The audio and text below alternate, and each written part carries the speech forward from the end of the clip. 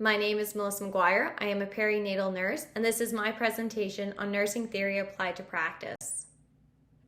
The two nursing theorists I investigated were Riva Rubin and her developing maternal identity theory, and Ramona Mercer, becoming a mother theory, previously known as a maternal role attainment theory. Mercer was Rubin's student and used Rubin's theory as a basis to her own version of maternal role attainment theory. Rubin specifically focuses on tasks that are achieved during only pregnancy and immediately postpartum. Mercer's theory includes pregnancy, the birth of the child, and up to 1 year postpartum. The application of these theories in the clinical setting provides knowledge of expected psychosocial adaptations of pregnancy, and the utilization of these theories guide our nursing assessments and response to patient holistic needs. Development of maternal identity theory is based on 4 tasks that are met during pregnancy and immediately postpartum. They include ensuring safe passage of self and baby, ensuring social acceptance of self and baby, binding into the baby, and giving of self. Rubin proposed these 4 tasks are not met in chronological order, but they overlap and reemerge during pregnancy and the immediate postpartum phase. Ensuring safety at the beginning of the pregnancy may look like seeking out prenatal care. By the end of pregnancy, it's the preparation for labor, seeking out knowledge of what to expect, and proposing your own birth plan. Ensuring social acceptance of self and baby is the acceptance women seek for their new roles as mothers. Rubin suggests a woman's adaptation to motherhood is strongly linked to the role models in her life, including their own mother, sister, or friends. This has changed slightly with the introduction of social media and the publicity of pregnancy announcements, gender reveals, bump pictures, and regular pregnancy updates. Binding into the baby is represented by prenatal attachment. Finally, giving of self is a complex task achieved by changes to the mother's lifestyle. They make changes to social and professional obligations as mothers. Furthermore, they endure the discomforts of labor, including the pain of contractions and the time it takes. Although we do not talk of Rubin's theory on a regular basis in the clinical setting, Rubin's concept of developing maternal identity is certainly evident in our routine antepartum psychosocial assessments. Knowing what to expect as a mother achieves each of the tasks previously mentioned help nurses identify potential risks. For example, with prenatal attachment, and if this task is not met, what that looks like for a woman during the intrapartum and postpartum phase. This clinical example explores the lack of binding in.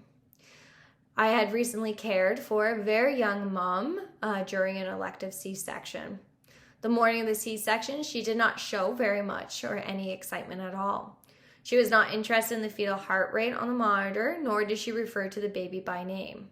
It was apparent that the task of binding in or prenatal attachment was not met.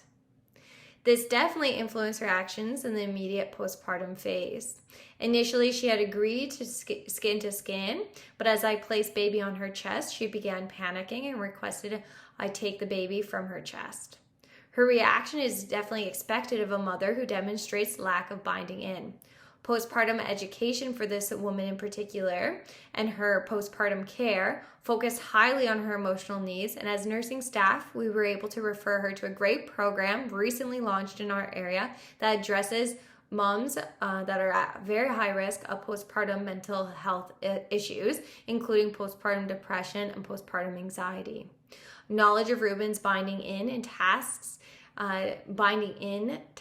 helped me anticipate this mother's reaction and helped guide our approach to helping her with the experience of becoming a new mom.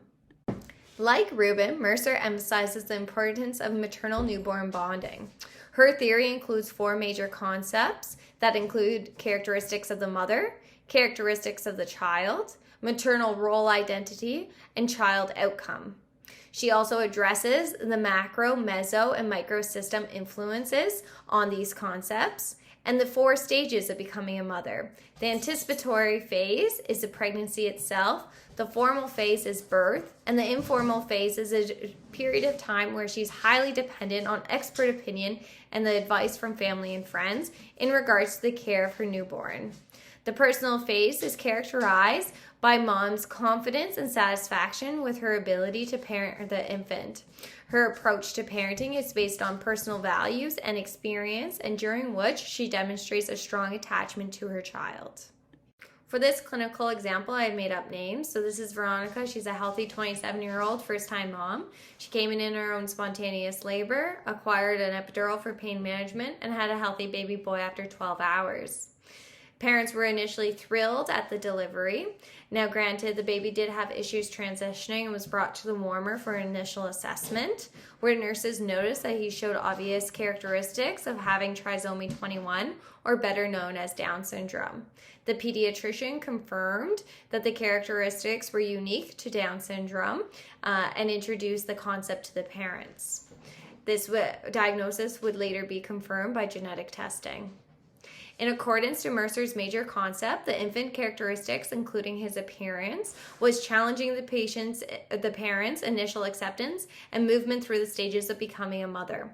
This mother remained at the informal stage for longer than anticipated. There was obvious interruptions to the initial attachment to the child, and this put strain on the husband and wife. They were highly dependent on nursing during their extended hospital stay for feeding support and teaching how to care for their new baby. According to Mercer's theory, major concepts were negatively affected her, hence a slow transition to the formal stage of becoming a mother. Although I was not well versed with Mercer's theory at the time, I worked hard to promote maternal satisfaction. This included hands-on teaching, confirming mom's feeling, and reiterating positive reinforcement. Benefits of promoting maternal satisfaction eventually generated improved family dynamics, enhanced bonding, and learned responses to baby's cues. This was a unique case due to the initial surprise of their child's health outcome. The father made a particular comment on discharge. He said when he was found out he was having a boy, he was excited to play catch, to coach his son's hockey teams, and he was initially shocked with the diagnosis at first at delivery. And that prevented him from even wanting to hold him for the first 24 hours. However, he did admit that he loved him now as much as he would have otherwise. The strength demonstrated between this husband and wife helped with the attainment of becoming a mother and a father. We have since seen them at our hospital over the years, and they have certainly successfully met the formal stages of Mercer's becoming a mother theory. That baby boy is very well loved, and both parents are confident in their approach to his care, even if aspects of his development do not necessarily align with his peers.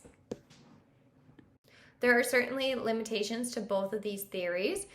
For example, the application of each theory across different cultures, and furthermore in surrogate or adoption situations when the mother doesn't experience the pregnancy and the influence this has on her becoming a mother or the developing maternal identity. There is also a lack of research right now in the application of these theories in the clinical setting and how it influences perinatal nurses' assessments and implementation of care plans. I thank you for listening to my presentation, and I hope you've enjoyed it.